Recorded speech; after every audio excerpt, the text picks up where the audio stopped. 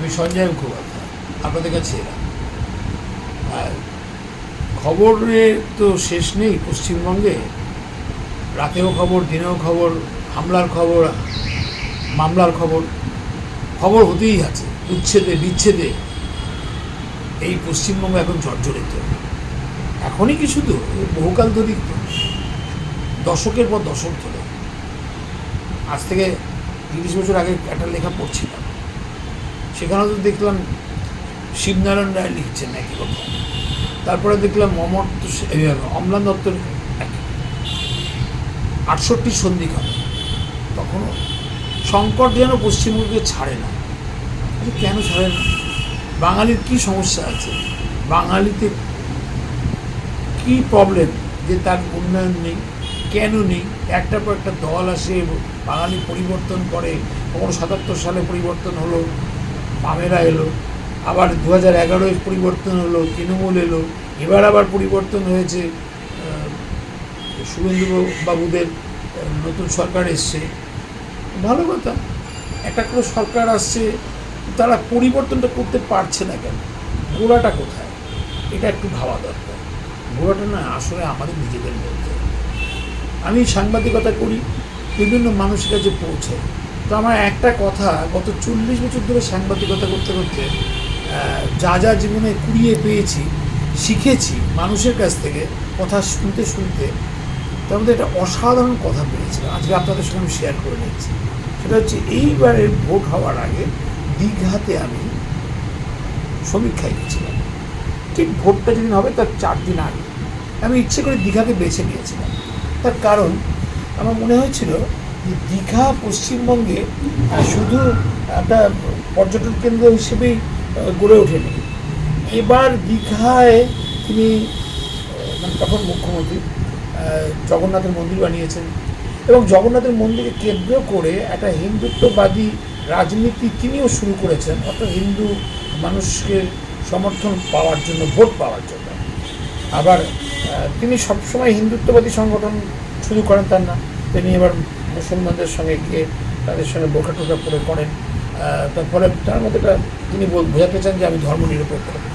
তো মন্দারমণির কাছে উনি আবার এরকম একটা মানে মসজিদ তৈরি করবার অনেক টাকা দিয়েছিলেন। সেখানে আপনার কী হচ্ছে না হচ্ছে এসব দেখার জন্য গাড়ি নিয়ে মন্দারমণিতেও গেছিলাম। তো সব জায়গাতে না ঘুরতে ঘুরতে যখন মানুষের কাছে, তো আমি ঘুরতে ঘুরতে এক ভদ্রলোকের কাছে এসে জিজ্ঞেস করলাম, আপনাদের এখানে তো প্রচুর উন্নয়ন ঘটিয়েছেন উনি, তো আপনারা কী মনে করছেন এবার সরকারে কে আসবে? তার উত্তরে দারুণ একটা উত্তর দিয়েছিলেন। বলেছিলেন, সরকারে যেই আসুক মানুষটা তো একই, শুধু জামাটা বদলাবে। আমার সঙ্গে যেদিন উনি কথাটা বললেন, আজ থেকে ঠিক 4 মাস আগে ভোট হয়েছে বোধহয়, আমরা 3.5 মাস আগে কথা বলেছি, বা 4 মাস আগে কথা বলেছি, খুব বেশি দিন নয়। এটাই কিন্তু পশ্চিমবঙ্গের মানুষের সবচেয়ে বড় সমস্যা। তারা খালি জামাটা বদলাতে চায়, মানুষটাকে বদলাতে চায়। মানুষটাকে যদি বদলাতে হয় না, মানে সমাজটাকে বদলাতে হয়। সমাজ তো মানুষ দিয়েই তৈরি, আর আমাকে আপনাকে বদলাতে হয়। আমরা একটা ইস্যু পেলেই লাফাতে শুরু করি, সেটা অন্নপূর্ণা হোক, কি ফুটপাতে দুধ গরম করা হোক, যে কোনো একটা ইতিহাস নিয়ে হোক, রাজনীতি হোক, গল্প হোক, যে কোনো একটা প্রতিদিন কিছু ঘটছে, আর আমরা প্রত্যেকটা ঘটনা থেকে ইস্যুকে নির্মাণ করে রাজনীতি করার চেষ্টা করছি। আসলে আমরা ভেতরে ঢুকছি না, আমাদের গোড়াটা কোথায় খুঁজছি না। না শাসক যে, না বিরোধী যে, কেউই সেটা করছি না। বিরোধীর তোলা ইস্যুটাকে মোকাবিলা করতে করতেই শাসকের 5 বছর কেটে যাচ্ছে। বিরোধী দল শাসককে কন্ট্রোল করবে কিংবা কোণঠাসা করবে, এই দুটো কৌশল করতে গিয়ে সংসদীয় পথে তাকে নানা রকম ইস্যুতে তার বিরুদ্ধে আন্দোলন চালিয়ে যাচ্ছে। আর আন্দোলন তো দরকার অবশ্যই, কিন্তু সেটা উন্নয়নের জন্য দরকার। উন্নয়ন মানে আগে সিদ্ধান্ত হওয়া দরকার, উন্নয়নটা কার জন্য? দেশের সব মানুষকে নিয়ে উন্নতি হলে তবে তাকে উন্নয়ন বলে। শুধু টাটার উন্নয়ন হলে সিঙ্গুরে একটা কারখানা হলো, আর কারখানায় যারা চাকরি পেলো, কি অনুসারী আরও 10টা শিল্প হলো, কি আরও 10,000 লোক চাকরি পেলে, পশ্চিমবঙ্গের উন্নয়ন হবে না। এই ভারতবর্ষে এইরকমভাবে শিল্প উন্নয়ন করে মহারাষ্ট্র, কর্ণাটক, সব, আমি গুজরাটের নামটা করলাম না, কারণ গুজরাট যেহেতু খুব স্পর্শকাতর একটা শহরের জায়গা, একটা রাজ্যের নাম, যেখানে প্রধানমন্ত্রী, স্বরাষ্ট্রমন্ত্রীর রাজ্য এবং বিজেপির কেন্দ্রীয় রাজ্য, বলা যেতে পারে উত্থানের রাজ্য, তো আমি ওই জন্য নামটা বাদ দিলাম। গুজরাট মডেল নিয়ে অনেক আলোচনা হয়েছে, ওগুলোই বাদ দিলাম।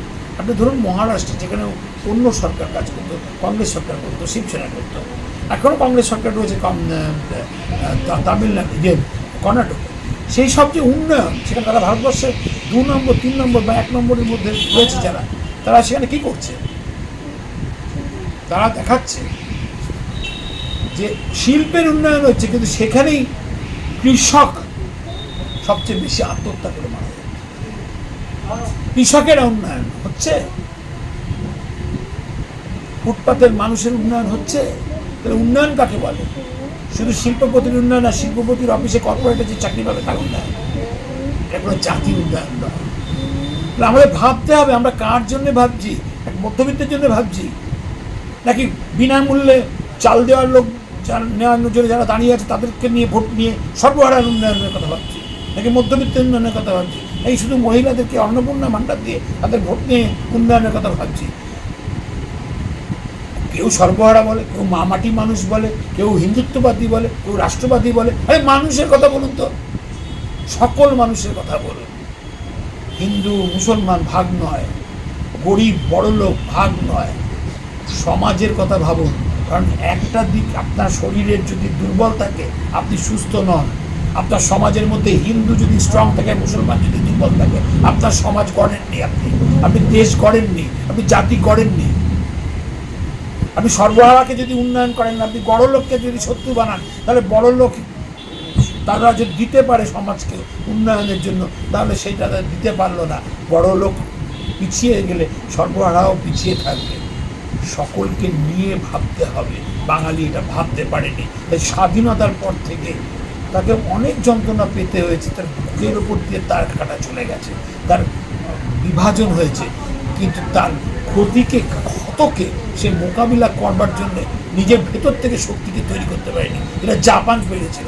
দুটো পরমাণু বোমায় ধ্বংস হয়ে যাওয়ার পর আবার হিরোশিমা নাগাসাকি পৃথিবীর অন্যতম শ্রেষ্ঠ উন্নয়নের শহর হয়ে গেছিল।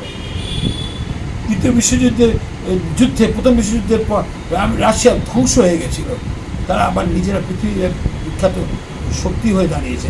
ইরান এখনও যুদ্ধ করছে, তাদের উপর কী পরিচ্ছন্ন বম্বিং হয়েছে, তারা যুদ্ধ করে তারা এখন নিজেদের অর্থনীতিকে দাঁড় করিয়ে দিয়েছে। আমরা আমাদের অর্থনীতিকে দাঁড় করাতে পারি না কেন? আমরা সবসময় একটা সেক্টরই, আমরা একে দেখি ওকে দেখি না।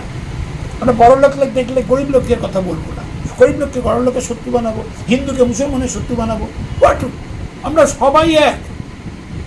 আমরা সবাই এক হয়ে যদি না চলতে পারি, তাহলে আমি আমার এক চোখ দিয়ে দেখবো, আর এক চোখকে কানা বানিয়ে এক হাত কেটে আর এক হাতে শক্তিশালী হব। এই জাতি গঠনের রাজনীতি নেই বলে আজকে অবস্থা।